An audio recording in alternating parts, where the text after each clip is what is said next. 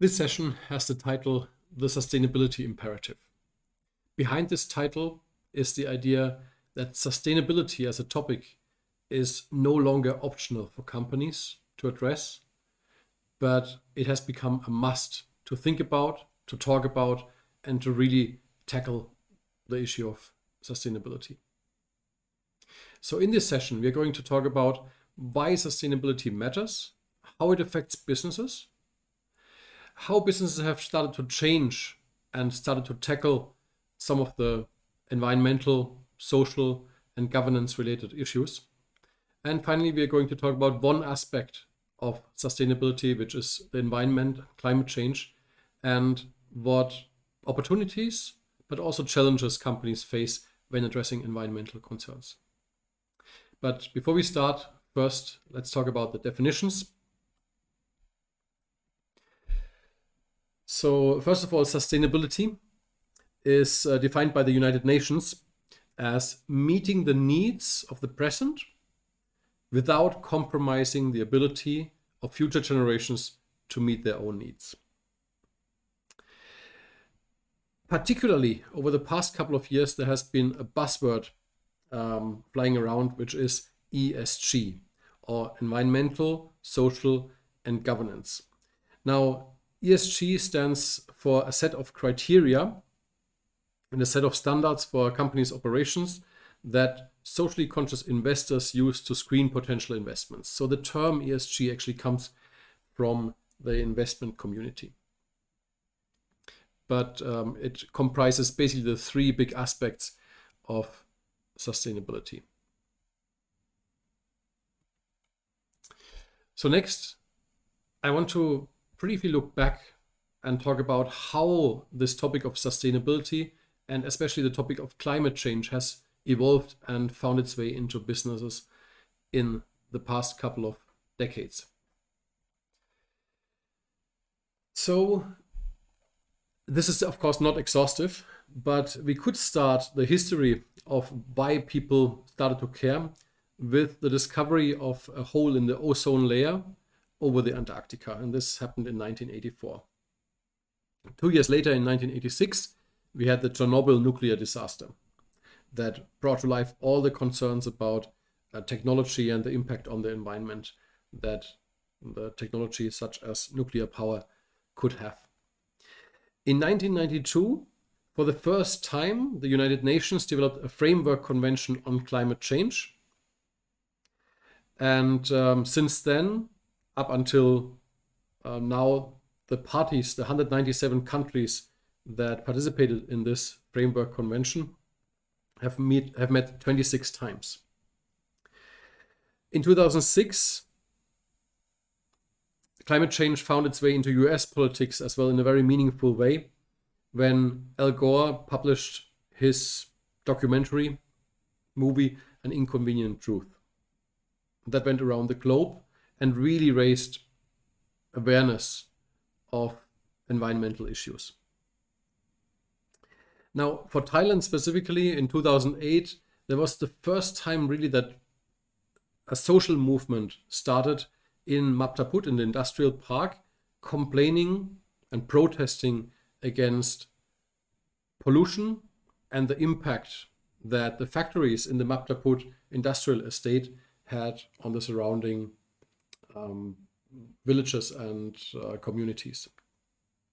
Then in 2011, we had the Fukushima nuclear disaster, which again sparked a change of thinking about nuclear power and caused some countries, such as Germany, to make a firm commitment to move away from nuclear power.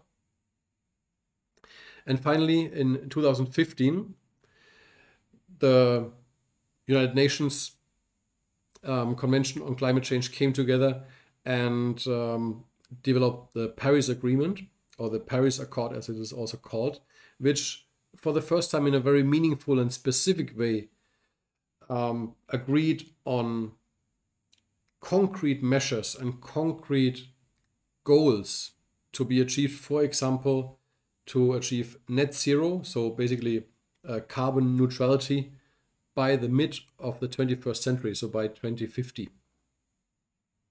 Of course, this list is not exhaustive, but it shows how a series of events has actually caused the public to have more awareness on climate change and therefore also affecting businesses.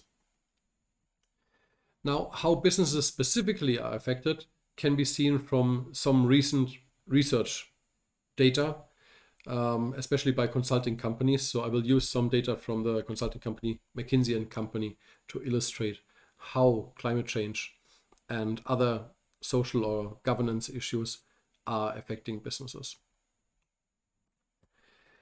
So first of all, there is overwhelming evidence that business leaders believe that societal expectations are changing.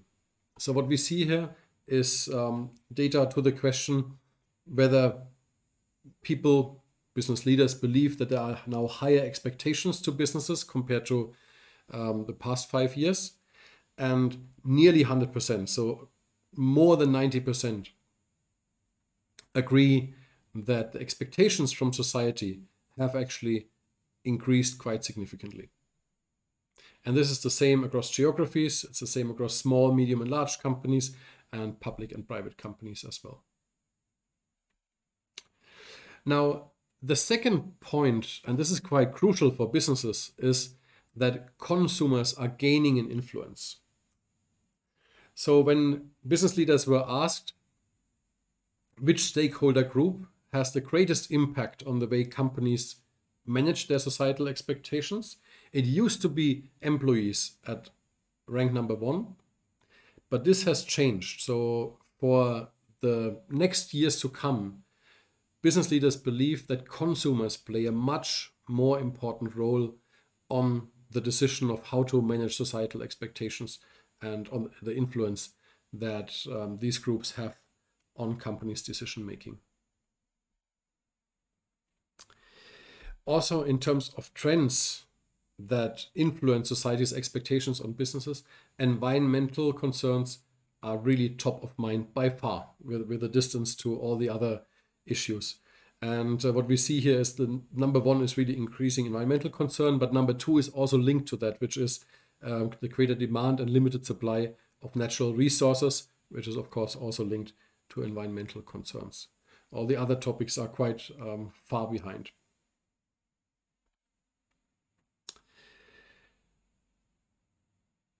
Now, being asked whether this really matters to businesses, there's a very clear evidence from the survey data that business leaders believe that the success of a business in the future depends on finding solutions. And the top 3 concerns here for which businesses need to find solutions are educational systems and talent constraints, public governance, poor public governance, and climate change. These are the top 3 issues that were named when being asked about what and how far the success of businesses depends on finding solutions for these issues. And climate change really comes out as one of the top issues here, which was shown on the previous chart already. But especially for large companies, 71% of respondents among large companies say that climate change is the most critical ESG issue to address in the future, and the future success of the business depends on addressing this issue. In Europe, obviously a little bit more than elsewhere, because the climate change movement in Europe is probably much more advanced. And then also for public companies, because of the reporting requirements and also the investor expectations on ESG, obviously ESG matters and climate change specifically seems to be more relevant and more important. Finally, ESG issues are making their way into strategy. So when being asked whether social or governance issues, environmental issues, would be part of the core strategy in the next years to come, basically 93% of respondents say that there's much more emphasis on these issues in the strategy that is to come. Only 7% say that it's about the same or less than it was 5 years ago. So what we see is quite a significant trend towards addressing ESG-related issues. So in summary, first of all, society does have greater expectations for businesses to take on public responsibilities.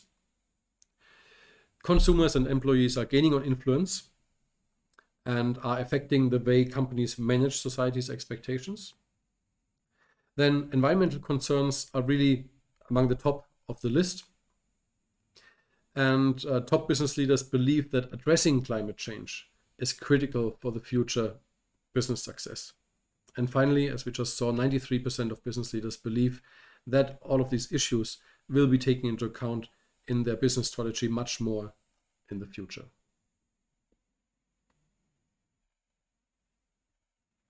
So now, how has this affected businesses, and what have businesses done to address these issues? Now, a couple of years ago, we were talking about CSR, or corporate social responsibility.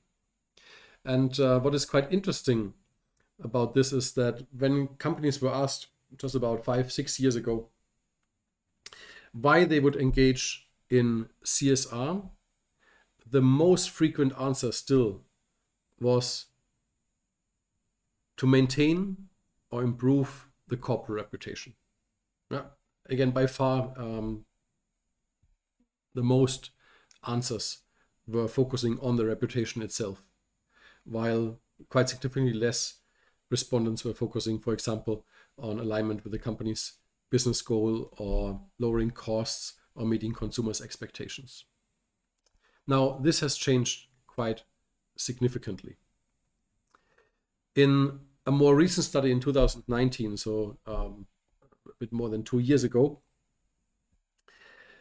63% of companies, 63% of studies found that paying attention to environmental, social, and governance concerns has a positive impact on equity returns.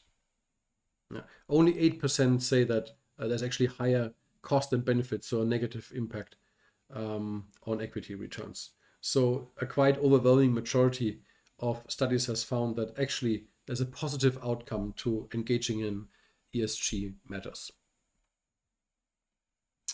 And the ESG position, like a strong ESG proposition, links quite strongly to value creation across 5 dimensions.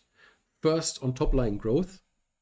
So it is believed that if you have a strong ESG proposition, then you can attract more customers, and you can also get better access to resources and therefore drive your top line more. The second is cost reduction, for example, through energy consumption reduction or reduced water intake. You can lower the cost. Then on the regulatory side, or in terms of the legal interventions, it is believed that companies can achieve greater strategic freedom through deregulation. Fourth, in terms of productivity, leaders believe that engaging in ESG and having a strong ESG proposition will boost employee motivation and therefore also attract more talent through greater social credibility. And finally, in terms of investment and asset optimization, better allocating capital for the long term will lead to enhanced investment returns. So better returns by doing better long-term planning and, for example, focusing on more sustainable plans and equipment, and also avoiding mistakes, for example, by investing in areas that do not pay off in the longer term, especially on environmental issues. So the research suggests that actually companies can drive positive value creation from focusing in ESG related matters. And finally, many industries see their profits at stake. So banks, for example, see higher capital requirements, system regulation, and consumer protection. And it's an estimation here that 50 to 60% of their EBITDA is at stake through ESG related matters. And this is similar for other industries as well.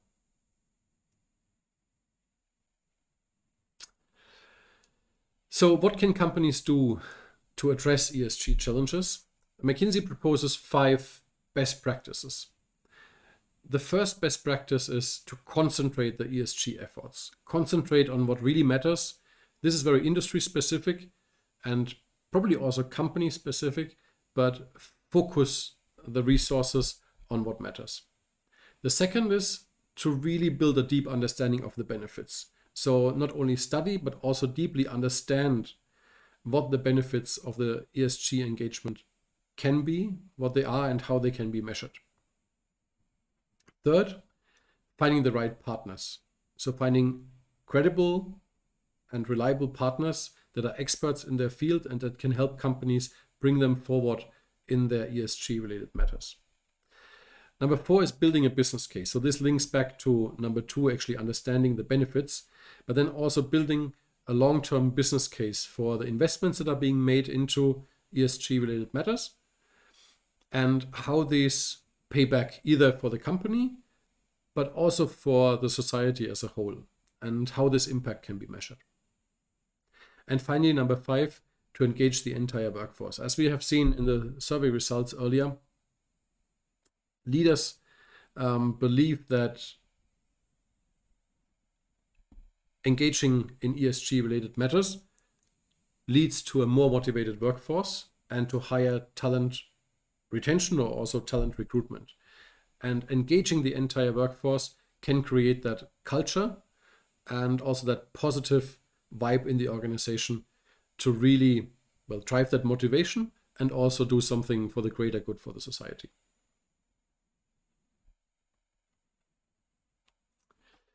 So these were some areas of how companies can engage in ESG matters, how they should think about it, and especially making the point that engaging in those issues helps companies drive returns, positive returns. So finally, I would like to talk a little bit about climate change and what companies can do in this area. First of all, before we go into the details, I would like to highlight that it is not easy to be green and that there are some common misperceptions. And this is quite an interesting chart and an interesting research done by McKinsey also a couple of years ago. It asked about making changes that reduce global warming. Now, on the left side is the actual ranking by actual effectiveness of those measures. So, for example, number 1 is driving a more fuel efficient car that will make the biggest change to reduce global warming. Number 2 is home isolation, and number 3 is to eat less beef. Now, when business leaders were asked about what they think the biggest initiative would be, recycling came out as number 1 by far. In reality, it is actually number 5. Now, the second most frequently named initiative was to use energy efficient appliances. Again, in reality, it was number 6. Eating less beef was actually the least named measure, while actually in reality it is the 3rd most effective measure to reduce global warming. Now, opportunities to actually do something about global warming exist globally. It is not only certain regions that have to work on climate change and on doing something for the environment, but these opportunities really exist around the world. So especially China and North America are leading here, followed by Europe. but we can see that basically in every area of the world, we can do something to address climate change. Now, one thing for sure that comes to mind for companies is green products. However, green products come with a number of challenges. First of all, typically there is low awareness of consumers. So customers often are not aware of the benefits that green products have and might not be aware of the product in the first place, or that the company has that product in the first place. Therefore, companies have to invest first in educating consumers about the green products. The second is an image problem of green products. Very often still today, customers think that the product, the green product, is more complicated, less easy to use, less consumer friendly, less convenient than the conventional alternative. So what companies have to do here is to really focus on the quality of the green products. It needs to be at least equivalent to the conventional product. Third, consumers often doubt whether the company is really sincere about the green product. So if it's really true that the product is green, if the labeling is correct. So, and I think in the past also some companies have lost some trust there. So what is important here is to be really honest about the product and about the project and communicate that very openly and honestly to customers. Number 4, green products are often more costly. So the challenge here is that companies have to design products that offer more benefits to justify the higher cost, or find a way to bring down the cost to make it equivalent to the conventional products. And finally, sometimes it is relatively more difficult to find green products than conventional products. So green products are not yet as widely distributed, for example, in supermarkets, in convenience stores and so on, as the conventional product. So it is very important for companies to bring the product to the people. And if it's not possible to make them widely available, then at least explain where they are available. Now, these were the challenges, but there are also some significant opportunities. The first one is that green products are really seeing very strong growth, especially over the past 5 years. And on the next page, I have actually some statistics there from the Economist Intelligence Unit. Also, 33% of consumers say that they would pay a premium for those green products. And 54% of consumers care about the environment, and they would also be willing to help mitigate climate change. So they would be willing to try the product and do something good for the environment. Finally, talking about Asia specifically, Asia has the highest opportunity in what is called positive return abatement. So meaning giving up on conventional energy, moving to green energy, for example, and at the same time achieving positive returns on that investment. So Asia has the highest opportunity on this. So all these 4 points are big opportunities. And just on the first point, green products are becoming more and more popular globally. This is data from the Economist Intelligence Unit that talks about the Google search term for green products. And we see that it has gone up significantly, especially during the years 2019 and then 2020. That's true in Germany, in Australia, but also when we look at the global picture, we also see that trend quite clearly. Now, this brings us to the end of this session. One thing I should mention at this point is that there is also criticism about ESG and ESG related matters. A couple of years ago, there were still questions whether there is actually such a thing as climate change. However, these voices have become relatively small right now. So there's less and less debate about whether there is actually a problem around environment, social, and governance. There's more agreement that there is. The argument and the criticism is more directed towards what criteria do we use to measure good governance, good social impact, good environmental impact, and how we can make this measurable and whether it actually has value for investors. But the question of whether there is something to be done about the environment, that is actually not so much a question anymore, only by a very small minority of people. So that brings us to the end of the session. For sure, the topic of ESG, environmental, social, and governance related concerns will be around for a while. So for sure, we will hear more about this topic in the news and in the business community. Thank you so much for joining this session.